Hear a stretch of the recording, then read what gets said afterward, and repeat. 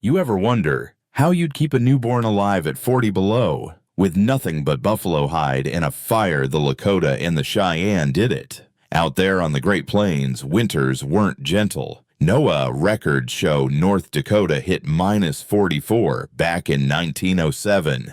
And Montana Rogers Pass dropped to -70 in 1954. That's the kind of cold we're talking about. George Catlin, back in 1841, wrote about families huddled inside their buffalo hide tipis, snow piled high around the base to block the wind. Warmth was survival. Warmth was life. Warmth was family. And in the next few minutes, I'll share the real survival hacks they used 200 years before Gore-Tex or four-season tents. But hides and fire weren't enough. The real secret was how they cared for the babies themselves.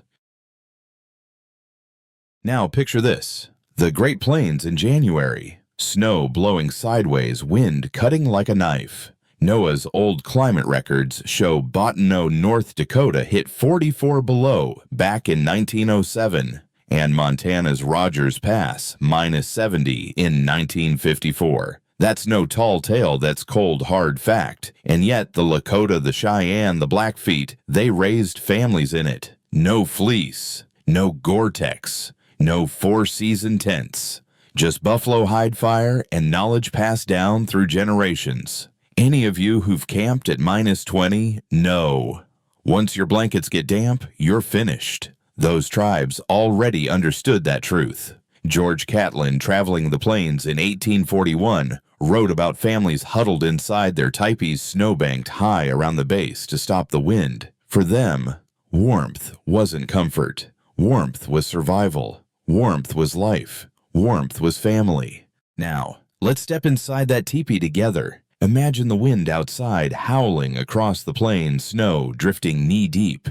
Inside, though, you've got a cone of buffalo hides stretched tight over lodge poles. Thick, heavy hides, nature's blanket. George Catlin, traveling the frontier back in 1841, wrote about how those hides were stitched so close together the wind couldn't cut through. Any of you who've tried sleeping in a canvas wall tent at -20 know once the wind sneaks in, you're done. But buffalo hide, it shrugs off the gale like armor. And here's another trick the Lakota used. James R. Walker, a doctor who lived among them and recorded their ways in 1917, described how families would bank snow around the base of the teepee, not to keep it out, but to trap the heat in. They called it a kind of wind skirt. That snow wall turned what looked like a thin shelter into a fortress against the storm. Smart, simple, effective. Then you've got the fire right in the center.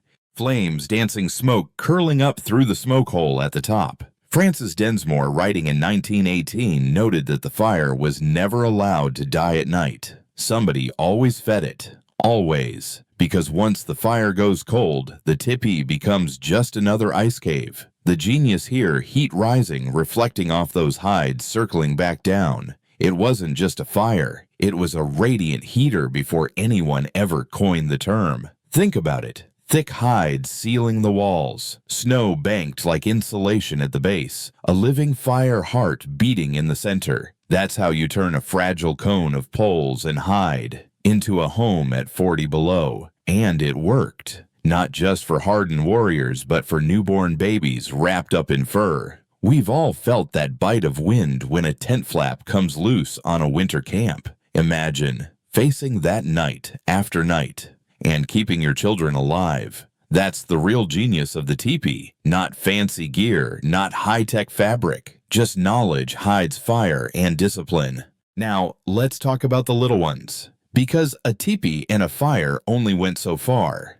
The real test was keeping the babies alive. And here's where the tribes showed some real genius. First off, fur. Soft, warm light. The Smithsonian Institution still holds cradleboards lined with rabbit fur from the Lakota and Cheyenne. Rabbit fur was like the Gore-Tex of its day. Thin, but it trapped heat better than deer hide, and it didn't weigh the little ones down. Think of it like a natural sleeping bag liner, soft against the skin, warm even when the wind howled outside. Now picture the cradleboard itself. A wooden frame wrapped in hides, Lakota mothers would line the inside with rabbit or deer, then lash buffalo hide around the outside to block the wind. That's not just a baby carrier, that's a mobile survival pod. You could strap it to your back, set it near the fire, or hang it where the smoke drifted just enough to keep bugs away. Practical, portable, and proven. And then there's the wrapping. William T. Hamilton, in his book, My 60 Years on the Plains, 1905, wrote about how Native families swaddled their babies tight, layer after layer, until they looked like little cocoons. Moccasins tiny as your fist. Fur blankets wrapped snug, everything tied down, so no cold air could sneak in. Any of you who've winter camped know once your toes go numb, the game's over. The Lakota knew it too. That's why even babies wore their own moccasins. You can almost hear it, can't you? The soft creak of the cradleboard, the rustle of fur, the crackle of the fire nearby. Warmth layered on warmth. Hide outside, fur inside, baby in the middle. Just like the teepee itself, a fortress within a fortress. And here's the thing. Warmth wasn't comfort. Warmth was survival. Warmth was life. Warmth was family. That's why every stitch, every layer of hide, every tiny moccasin mattered. So when you think about survival hacks, remember this: 200 years before down jackets and 4-season sleeping bags. Native families were already mastering the art of layering, and for their babies, it made all the difference.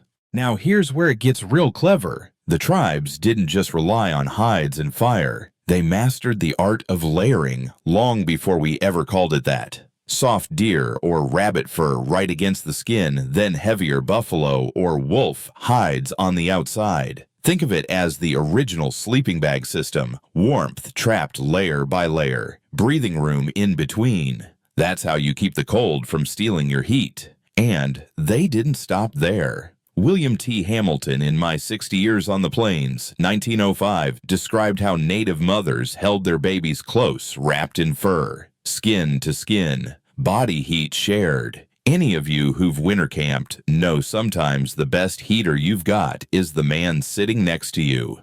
They understood that truth 200 years ago. Now picture the teepee itself. A small space, fire in the center, parents, children, grandparents all packed close, breathing the same warm air, hides glowing with the firelight. That's not just shelter, that's a heat system powered by family. Modern survivalists talk about the buddy system. The Lakota lived it every night, and you can almost smell it, the smoke in the hides, the fur warmed by skin, the steady crackle of wood burning low. Warmth stacking on warmth, layer on layer, person to person, fire to hide, mother to child. The genius was simple. They didn't separate survival from family. They wove it together because warmth wasn't comfort. Warmth was survival. Warmth was life. Warmth was family. And here's a thought for us out in the bush today. You can spend a fortune on gear 4-season bags, high-tech liners. Or you can remember what they knew: layering works, body heat is real, and the family fire is the best heater mankind has ever known. Here's a detail a lot of folks overlook. The fire in a teepee wasn't just a comfort, it was life insurance. Francis Densmore, writing in 1918, said, "The fire was never left to die at night. Somebody was always awake feeding wood-poking coals, keeping that glow alive." Think about it. You've winter camped. You know that awful moment when the fire dies at 3 a.m. and the cold creeps in like a thief. Now imagine that same moment at -40 with a newborn asleep beside you. That's why they never let it happen. But warmth wasn't just about flame. The people understood something we survivalists all know: moisture is the enemy. A wet blanket is worse than no blanket. Those buffalo and deer hides had to stay dry. Generations passed down the wisdom: hang the hides by the smoke, keep them oiled, shake off the frost before it melts. Because once the hide soaked through, it lost its magic. Any of you who've woken up with a damp sleeping bag in freezing weather, you know exactly what I mean. And here's something deeper. James R. Walker, who lived among the Lakota and wrote their stories in 1917, recorded their belief that fire wasn't just heat. It was a guardian spirit, a living presence. Parents believed that the fire protected their children, body and soul. So when you see a Lakota family with a baby by the fire, it wasn't only about staying warm, it was about safety, faith, and survival woven into one. Picture it, the crackle of wood, the steady glow on buffalo hide walls, the quiet breathing of a baby wrapped in fur. A father nudges the coals. A mother shakes out the hide so no dampness steals the warmth. The fire is more than light in the darkness. It's the heartbeat of the home. That's the kind of wisdom you can't buy at an outfitter store. Always guard the fire. Always fight the damp.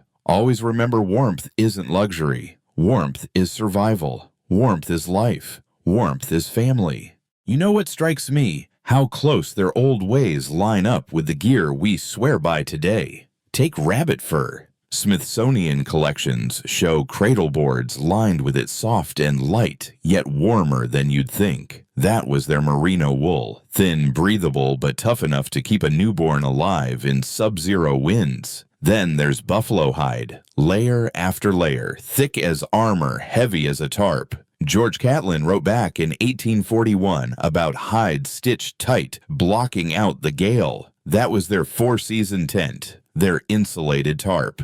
And it worked. Any of you who've hauled a modern tent into a blizzard know the principle: build tight layer thick, trap heat. They were doing it 2 centuries ago without a catalog to order from. And here's the genius of it. They already understood heat retention and breathability before the outdoor industry ever put it on a label. Keep the warmth in, let the smoke out. Balance. That's the key. You choke the air, you smother the fire. You leave it wide open, you freeze. Those Lakota and Cheyenne families walked that line perfectly. I've slept out in a canvas tent at -20. I can tell you, once the walls frost and the cold creeps in, you're done. But in a buffalo hide teepee with snow banked at the base fire in the middle and hides breathing just enough, that's a shelter system any survivalist today would be proud to claim. So next time you zip up that merino base layer or hunker down under a 4-season tarp, remember this: native families had already solved the equation. Warmth was survival. Warmth was life. Warmth was family. And they proved it night after night on the frozen plains. You know, the truth is this: babies didn't survive 40 below nights on the plains because of luck. They survived because their parents carried survival knowledge carved deep into tradition. Knowledge passed down from elders who had felt that same bite of the wind, who had kept the same fires alive. James R. Walker, writing in 1917 after years among the Lakota, said that wisdom wasn't written in books, it was lived. It was carried in the way mothers layered fur against skin, in the way fathers guarded the coals at 3 in the morning. It was in the habits, in the discipline, in the unbroken chain of survival. Any of you who've camped out in -20, no luck won't save you when the fire dies. Skill will, habit will, and that's exactly what kept those children alive. So here's the payoff, brothers. In the heart of a snowstorm, native parents weren't only keeping the flames alive at the center of a teepee, they were keeping the fire of life alive for the next generation. Warmth wasn't comfort. Warmth was survival. Warmth was life. Warmth was family. And that, more than anything else, is why those babies made it through the coldest nights the plains could throw at them.